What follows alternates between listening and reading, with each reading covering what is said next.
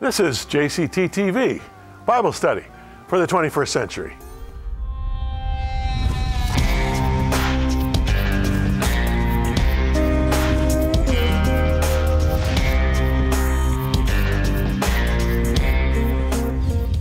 You know, friends, I should say it more often, but how much I appreciate the fact that you're watching JCT TV. I know a lot of you are very loyal, regular watchers, either on television or on the internet, but it means a lot to me to know that you're there. And I really appreciate the fact that you're taking the time. Now, this is a great program, tremendous interview with J.D. Mallory from Stone Church, and we'll continue our study through Matthew, so don't go away.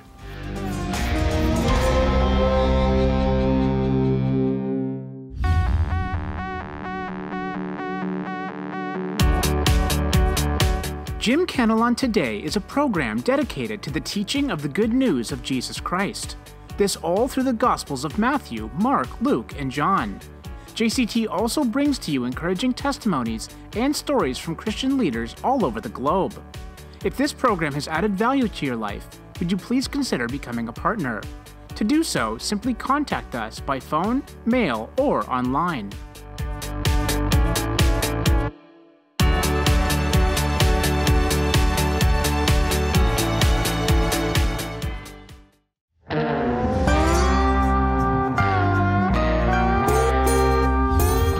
As I said off the top, J.D. Mallory is my guest, not only for this show, but for the next Sundays, including today, 4 programs, as you watch JCT on Vision, or as you log on whenever you want to JCT TV. J.D. Mallory, pastor of the historic, and I do mean historic, Stone Church in downtown Toronto. J.D., you've been there now for 4 years. Yeah, just over 4 years. Can you believe it? No. No, full disclosure, I did a year's interim before you came and saved the congregation from me.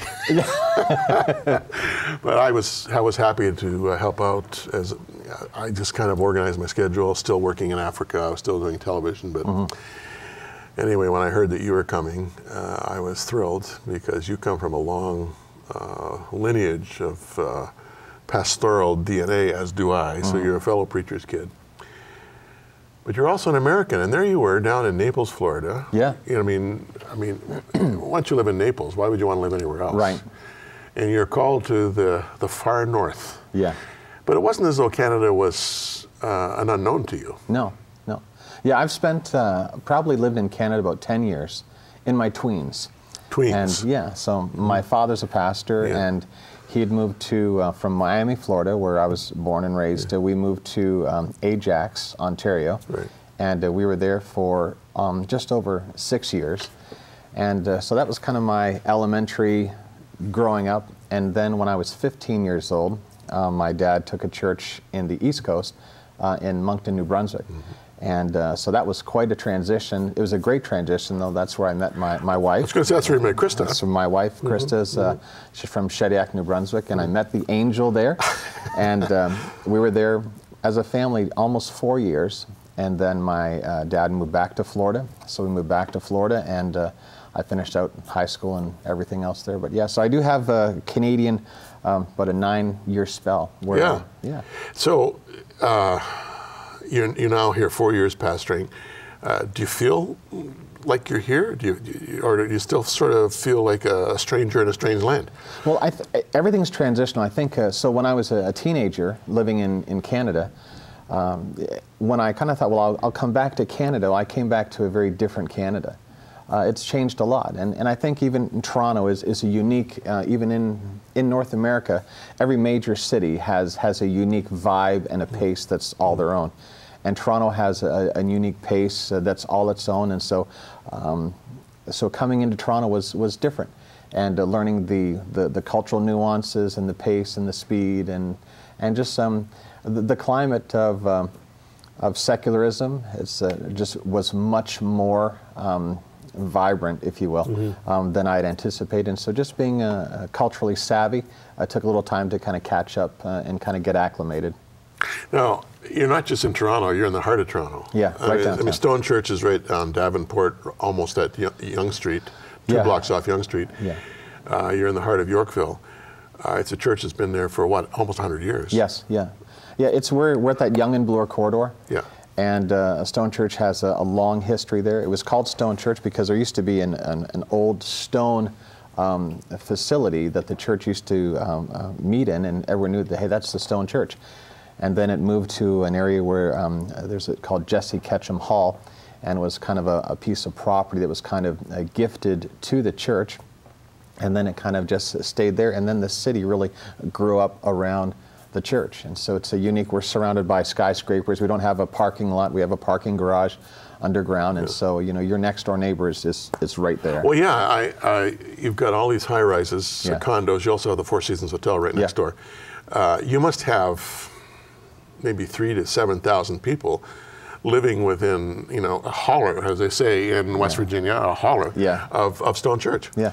Well, we have these vertical villages, you know, so it's not like these spread out places, and in each one of the towers there can be, you know, 1,000 to 5,000 people living in each tower. Ooh. And they're just everywhere. In fact, one of the largest developments in downtown Toronto is taking place right now, right on the corner of Bay and Schollard, which is right now right behind our church.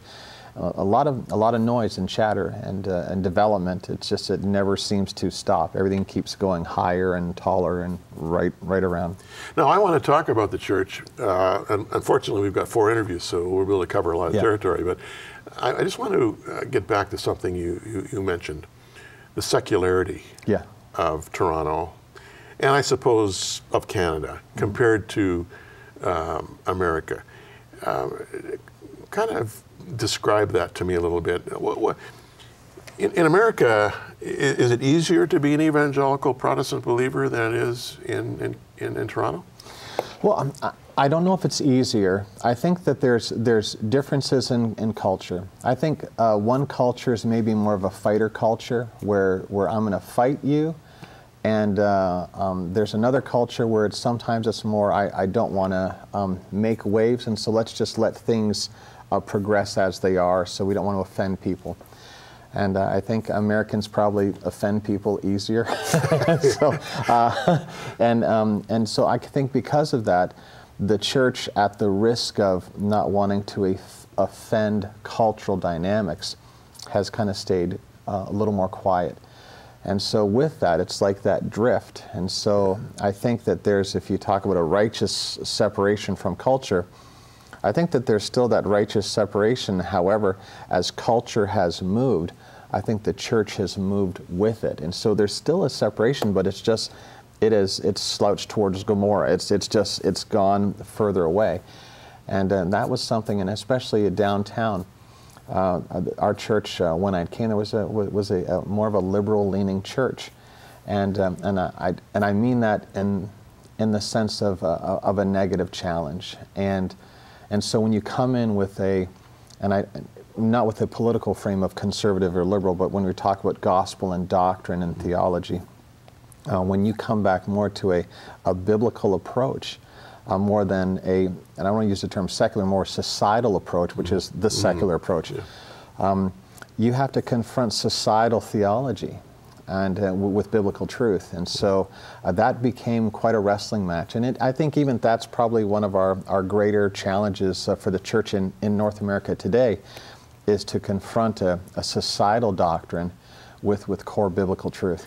Now, the plus side of this, as I sit listening to you, would be going back to Jesus and Sermon on the Mount, the salt and light thing. Oh, absolutely, yeah. The societal kind of dynamic can be an interesting petri dish for the cultivation of influence by presence, right? The salt and light factor. Whereas the more confrontational approach can be sometimes more isolated, more silo-ish, you know, and subcultural in its nature. So you're in a situation where maybe you're hybridizing, blending. Well, I think you've got some extremes. There are some places around the country where if it is a very churched area, if you would talk like a Bible Belt area, well, then you have nuanced culture that becomes very religious, and it doesn't. It's not very theologically sound. Again, it's a cultural doctrine, and so I think you can have those extremes, and one is going to take you away from God in a liberal direction, and the other is going to take you away from God in a purely religious, and I mean religious in a negative context. Yeah. And so to find that where that truth comes in, to cut through those cultural divides, and so. I think as pastors, as ministers, and Christians today, we have to be very culturally savvy. Yeah. We need to be able to speak the language of the culture fluidly and fluently, so that the fluid part, we need to be all things to all men that we might win some. We have to be able to acknowledge the signs of the times that are around us, the seasons of the time, kind of if we like that Sons of Issachar type thinking. Yeah, they understood their generation and knew it was needed to be done, right? Exactly. Your dad is still alive. He sure is, yeah. Is he still in the States? He's actually in Vancouver. He's in Vancouver. Yeah. And you're able to connect with him once in a while? Yeah. Sort of like an elder statesman coach, yeah. Father? Yeah, we were just talking last night, and they live in this little sliver of land called Point Roberts, which you have to go into Canada to get to the U.S. It's this little piece of land, and then they just commute back and forth. And they're staff pastors at a great church in Vancouver, right downtown.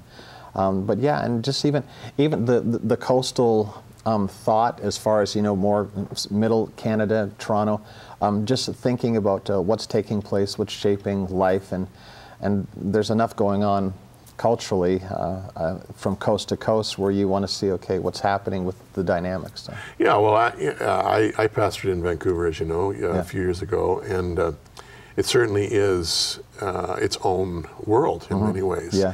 Those mountains, are more than just a physical barrier. It's almost as though there's a cultural shift that happens when you go over the mountains into the Vancouver area and the Lower Mainland. And I'm not speaking disparagingly by any sense, but it just took me a while, as someone who, even though I was born in the West, I basically was nurtured in Ontario. It took me a while to adjust. Mm-hmm. Well, there is a message that is life-changing, life-transforming. And it amazes me that sometimes we forget that we need to be very savvy in how we're dispensing that same message across cultural differences. And sometimes those cultural differences are geographic. We have to be aware of kind of where we are. And then, like even in downtown Toronto, it's not just that it's downtown Toronto, but we have over 70 nations represented in our church. And so, stylistically, so even things from how we're communicating truth and talking to people and presenting truth, we have to be very wise as serpents, harmless as doves, to try to take the same message that's needed around the world, but to present that in a way where it's palatable and understandable to those different cultural dynamics. Yeah, good news in 70 different languages, good news in 70 different cultural lenses. Yeah. Whoa, that's almost more than a guy can handle. Well, it's tremendous, because you'll have some people that will come in and they're brand new to Christianity, brand new to the things of God, and to engage them. And then there's other Christians that come in from different countries, different nations around the world, and their expectation is radically different from maybe even the way you would do church. J.D. Mallory, the conversation continues. Next program, I can hardly wait. I'll be back with our Bible study segment, friends, right after this.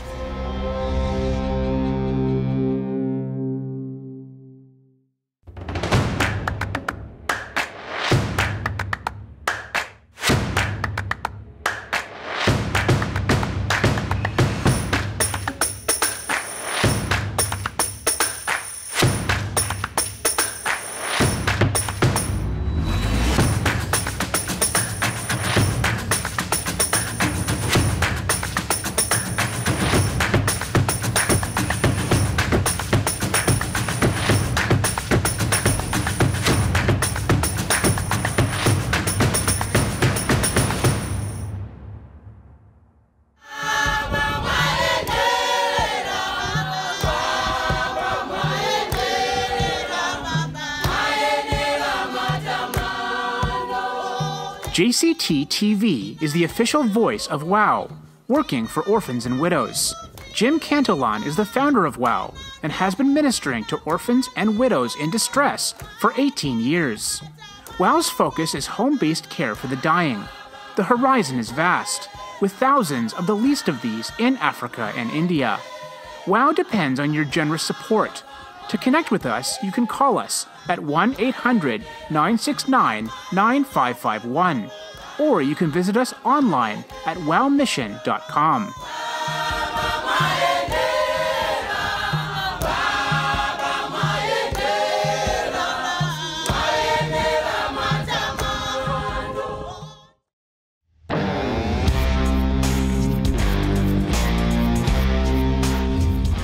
Last time we were right in the midst of Matthew 23, where in a general sense, Jesus is warning his disciples, and by extension, all of us, about hypocrisy.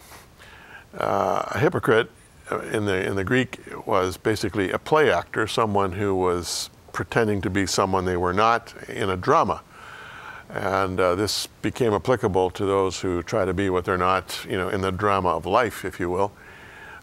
Jesus was very tough on the Pharisees about their hypocrisy. And last time we were right into it, and I think we left off just as we were picking up on verse 25 of Matthew 23.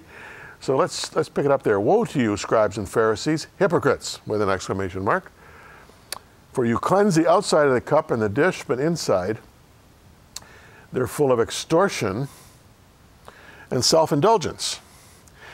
Now, this isn't the only time that Jesus has what I call an outside-inside theme, but it really is a biblical principle. In fact, it's stated in the Old Testament that man looks on the outward appearance, God looks on the heart.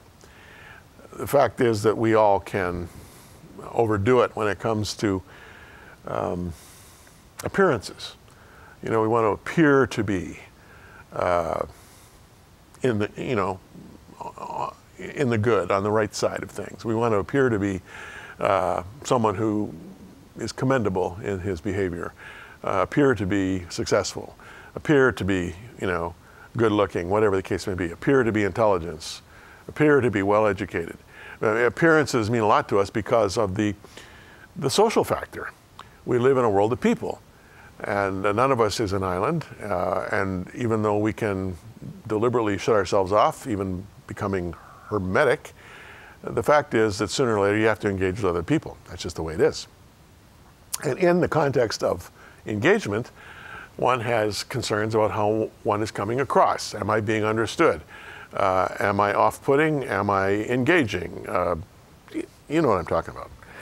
Well, the inside can, at the same time as the outside appears to be very acceptable, the inside can be simmering with bitterness, with anger, with hostility, with secret agenda, all kinds of stuff on the inside. But those with whom we are engaging do not see that. They don't see the agenda. They don't see the anger necessarily. This was the outside-inside theme that Jesus addressed again and again, and that is so strongly stressed in Scripture. We look on the outward appearance, God looks on the heart. All we see is the outside, God sees the inside. And the point is just simply made that the heart tells the tale. As a man thinketh in his heart, so is he, the Scripture will say. The outside eventually will betray the inside. Be sure your sins will find you out. That Scripture. Sooner or later you get tripped up on the outside by the inside. But sometimes for years one can fool everybody except oneself and the Lord as to who you really are. What Jesus is saying here is that inner purity is the goal. He's not vilifying all Pharisees. The Apostle Paul was a Pharisee. Nicodemus was a Pharisee. Joseph of Arimathea, who took Jesus' body down from the cross and prepared him for burial and then buried him in his own tomb. He was a Pharisee. So this is not a general indictment of Pharisees. But what Jesus is indicting is hypocrisy. Strive to be on the inside what you are on the outside, and vice versa. And this, of course, is what integrity is all about. This is what authenticity is all about. If you're playing a role, sooner or later, people will know you're playing a role. And playing a role is hypocrisy. Because, as I said a moment ago, rightly understood from the Greek, a hypocrite is someone who plays a role on the theater stage. Well, on the theater stage of life, a lot of us play a role. Jesus doesn't like it. So, in this case, the Pharisees were the champions, if you will, of the religious culture. They were the ones who, in many ways, were the instructors, the interpreters of the law of Moses for the everyday person in Israel at that time, and they had great clout. You know, they could make or break a life just with a word, a sneer, a rejection. And so Jesus is just making the point that you guys had better be practicing what you preach instead of just putting people down and blocking them from the kingdom of heaven just on a whim. Be careful if you have spiritual authority. Okay, look at verse 27 of Matthew 23. Woe to you, scribes and Pharisees, hypocrites, for you're like whitewashed tombs, which indeed appear beautiful outwardly, but inside are full of dead men's bones and uncleanness. Even so you also outwardly appear righteous to men, but inside you're full of hypocrisy and lawlessness. Now, he mentions the scribes here as well as the Pharisees. I think I've pointed this out in the past. I'll just do it to remind you. The scribe was essentially a lawyer. He was an expert in the application of the law of Moses. And that was no small thing to do. 613 laws of Moses. And then there were all these interpretive things that happened over the centuries with the rabbis. And then the Pharisees themselves, who were the interpreters of the law. You know, these two together had powerful, powerful influence in the religious climate of Judah and Israel. And Jesus is saying, you guys, you're like whitewashed tombs, which appear beautiful outwardly, but inside are full of dead men's bones and all uncleanness. It was common in Jesus' time for the Jewish people to whitewash the tombs of the dead, the graves of the dead. And you would think, well, they were doing that because they wanted to make it look nice. Well, yeah, beauty was a part of it, but it had a practical application. The practical application, in fact, the real reason for whitewashing the graves and the tombs was so that people would not walk over the grave of someone who had been buried there. This would be a desecration. And so to warn people off, if you saw white stones, you knew that that meant someone was buried there. And you would walk around it. You wouldn't walk over an unmarked grave. And this was just the practical application, and that was why the whitewashing was done. But it also had a stark beauty, and Jesus is just making the outside-inside application again. You're like a whitewashed tomb. You're all nice and white and clean and pure on the outside. Inside, you're full of death and corruption. Okay, point made. Let's look at the seventh woe, verses 29 to 33. Woe to you, scribes and Pharisees, hypocrites, because you build the tombs of the prophets and adorn the monuments of the righteous, and say, if we had lived in the days of our fathers, we would not have been partakers with them in the blood of the prophets. Therefore you are witnesses against yourselves that you are sons of those who murdered the prophets. Fill up then the measure of your father's guilt. Serpents, brood of vipers, how can you escape the condemnation of hell? A lot easier to speak well of the dead or to speak ill of the dead, depending on your predisposition. In Jesus' time, it was just common currency that there was continuation of merit, if you will, of righteousness or unrighteousness from generation to generation. That's why in the Old Testament, from time to time, you'll see the cursing, if you will, of a generation carrying on to the next and the next and the next, whereas the blessing would continue for the next, the next, the next. You know, I don't want to pontificate on that, but in Jesus' time, there was a definite link between this generation and the former generations. And if your father and your forefathers had sinned, somehow you still bore some of the stigma of that sinful behavior. And so what he's saying here is, your fathers, your forefathers, killed the prophets that the Lord sent to warn Judah and Israel about their sin. And now you're whitewashing and making nice and clean those prophets' tombs. You hypocrites, you share in what happened by your fathers.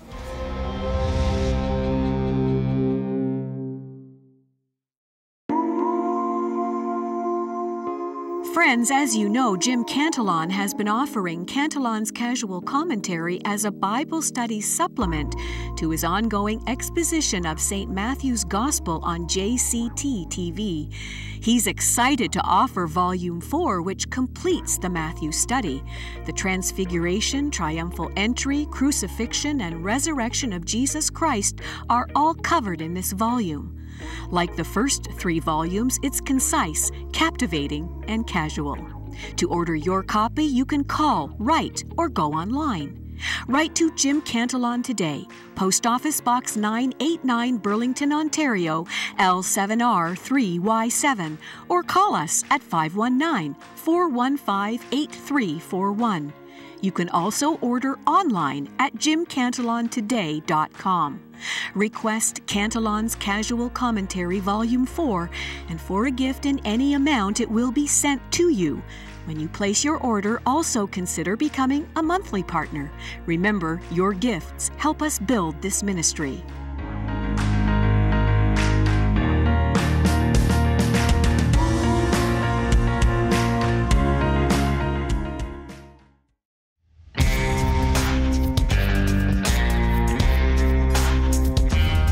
I'm getting a lot of requests for Cantelon's Casual Commentary. It's in 4 booklet forms. This is the entire book of Matthew that I have commented casually on, filling in some of the blanks that occur because of shortage of time here on television. But it's available if you would like to have it. You just need to request it. And I'm talking to a publisher now. It's going to come out in a full book, be about 170 pages or so. But you can have it like this, free of charge. It'll come to you. When you ask for it, please remember this program is supported by you and by working for orphans and widows, because ultimately we are a ministry that promotes ministry to orphans and widows in areas of the world that are impacted by HIV and AIDS. You've heard a lot about this from me. You'll hear more about it as the program progresses from week to week. But just understand something, friends. This is a comprehensive show. Bible study, interview, and care for orphans and widows. See you next time.